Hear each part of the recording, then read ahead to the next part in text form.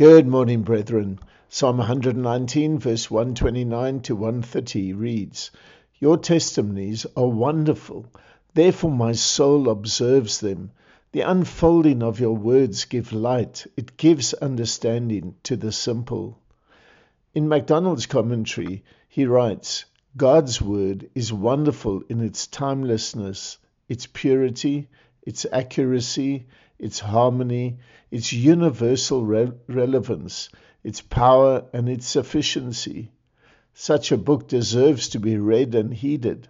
The entrance of the word gives light, whether to nations, families, or individuals. We little realize the sanctifying influence it has had throughout the world.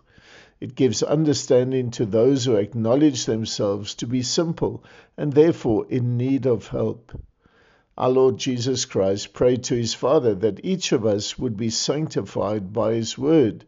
In John 17:17, he said, Father, sanctify them in the truth. Your word is truth. May the Lord use his word this day to sanctify our hearts in making righteous decisions to glorify his name.